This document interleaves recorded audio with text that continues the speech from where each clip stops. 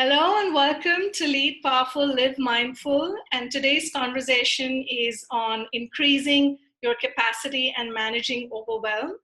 And I'm really happy to have in this conversation Amy, who's a dear friend and coach colleague. Amy is a credentialed coach and she's also the owner of her own leadership company. She lives in Canada and she's a mom of four. She works primarily with executives and their teams to create transformative approaches to working together.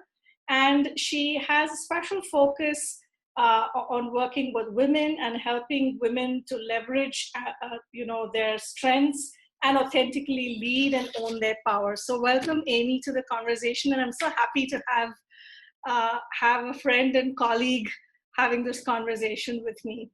Well, I'm super happy to be here, Sai. We've been friends for quite some time and on quite a journey, and it's just thrilling to be here and part of your tribe. Super. So, Amy, I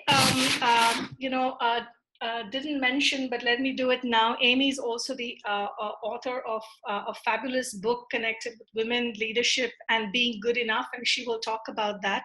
So let me ask you, how are you seeing the connection between women, overwhelm, and capacity? Yeah, what a great question. So in the book, we talked to over 150 professional women to find out what got in their way and what held them back, and where the story of feeling not good enough creeped in. And one of it was surprising and yet not, but it was quite a significant number. It was over 80% of the women reported feeling overwhelmed daily, often, frequently in their life. And overwhelm really contributed to feeling not good enough. So it was fascinating to see the connection. I mean, I could relate to overwhelm, right? I have 4 kids. I'm a parent and I run a business, so I'm not naive to what overwhelm feels like. But I was surprised by the connection.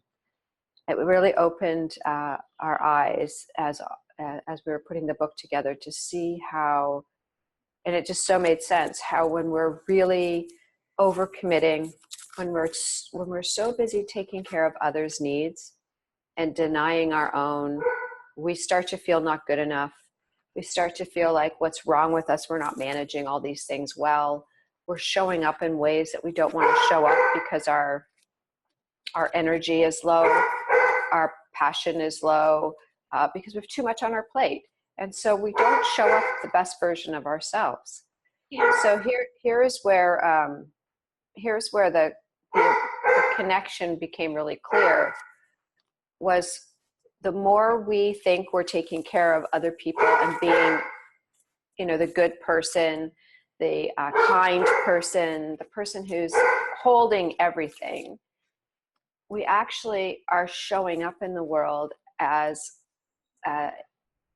feeling not good enough because we've just got too many things we're trying to take care of.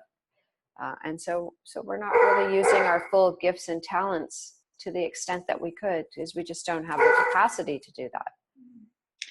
And I think when you say that, that's so striking as patterns, right? The good person, the kind person, the one who's always thinking about other people, the one who's smilingly saying yes to things, even though things are already falling off your plate. So and I think these phrases are so important, what you've talked about.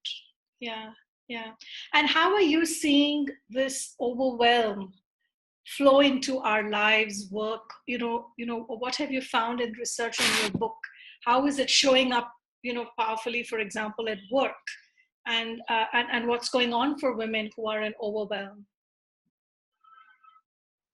So when we're in overwhelm, and if you can put yourself in that state, if it's familiar to you, we aren't focused on one thing. We're thinking about multiple things, and we're also feeling attention, right? Attention where I should be here, but I'm here. Or, an example that we heard often was this tension between I have a good career and I want to continue to be successful and pursue it, but I have all these other commitments I'm trying to take care of. So it was sort of this sense of, well, I'm pursuing this. The mind was saying, but you really should be here. And it's sort of like the inner critic, the judge, critiquing wherever you are, which adds and fuels the story of I'm not good enough. So it can really make us feel distracted in our work. And when we're with our family, we're thinking about other things that we should be doing. So we're not fully present with our family. Yeah. And it's this notion of not being fully present that actually gets in our way, especially when we look in our leadership roles or manager roles, and we're working with teams and people or clients and we're customer facing. If we're not fully present and in the conversation with the person, we aren't going to have the same kind of ability to show them our strengths, our capabilities, and it really can interfere in our pathway to feeling successful. And you can see it's a catch-22, right? Because when we're showing up not present and we're not being perceived as maybe on our game or capable, either at home or at work or in community service, well, then it starts to fuel this story of not good enough because we actually know we're not fully present.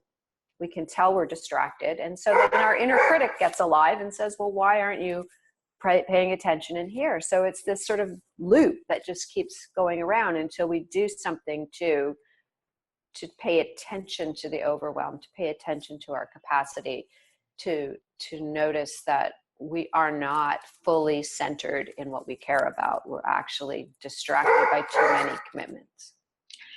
And you know, as you say that, I also, in my experience, have seen that we at times give too little importance to presence and our capacity to be present with another at work.